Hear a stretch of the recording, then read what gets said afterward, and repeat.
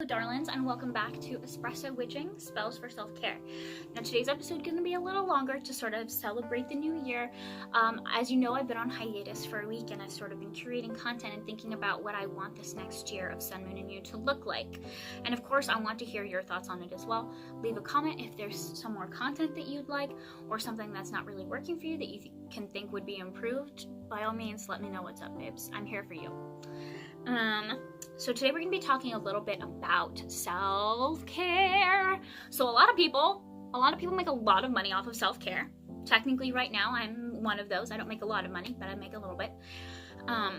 Because self-care has sort of been taken over by capitalism, low-key, and has turned into this idea of sheet masks and pedicures and like bath bombs.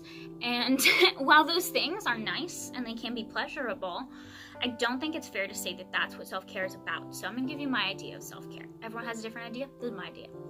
Self-care, like witchcraft, is all about taking power back for yourself that someone, whether it be a person individually or a system, has taken away from you.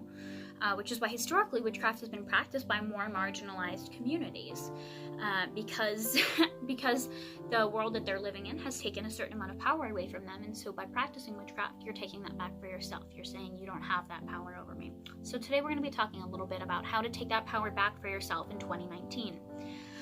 Gratefulness is the first one that I'm going to mention. Y'all have heard it before. I'm going to say it again because it is high-key functional. Like, it works really well because our brains are literally programmed to focus on the negative things. Our brains are programmed to focus on the negative things all of the time.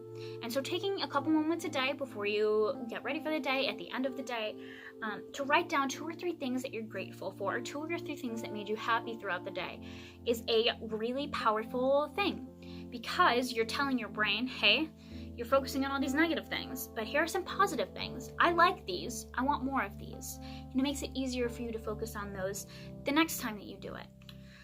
Also, I'm going to say putting down your phone for a few hours a day is really very, very helpful. A lot of famous people like Lin-Manuel Miranda, a lot of people that run really big accounts talk about how important it is to have time in their day where they're not on their phone so that they can connect with themselves, with their environment, with the people around them. And 10 out of 10 would recommend that as well. There's on your phone, there's people like me telling you what you need to do, what you should be doing, how to think, how to behave, and you don't need that. What you do need is some time to figure out what you think you want to do, how you think you want to behave, how you want to be a better person, right? Okay. Next, friends. This is a really big one. I know a lot of people are sort of going through big transitions with this right now. And this has sort of been like a big theme and will be a big theme of 2019. And that is, be with people that make you feel accepted and loved. There's a lot of friendships, a lot of relationships that are based on a sort of a mutual tolerance of each other's quirks, right? And although, yeah, there is a place for tolerance, it's difficult to found really lasting, substantive relationships when you're not trying to engage each other, when you're not accepting each other and loving each other for where you are, and when you're trying to change the other person. So for 2019, please be with people that make you feel loved. Not the people that make you feel tolerated, not the people that make you feel like you're okay, but the people that make you feel like you are the magnificent person that you are. People that appreciate the same things in you that you do in you. And some that appreciate the other things as well. But really taking time to spend on people you love and people that you know love you. These are really important. And if you don't have people and if there are people that there's a disconnect where you find yourself tolerating instead of appreciating, take some time to examine yourself. Take some time to examine the situation. Sometimes people just need more time.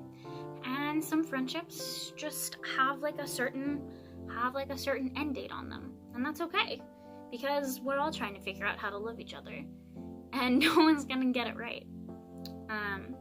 Anyway, thank you for your time and for this longer message today. I wish you all of the best heading into 2019. Tune in a little later in this week for some thoughts on more elevating techniques for 2019. I love you very much. Support me on Patreon if you'd like. We have a little community going and we can talk about self-care.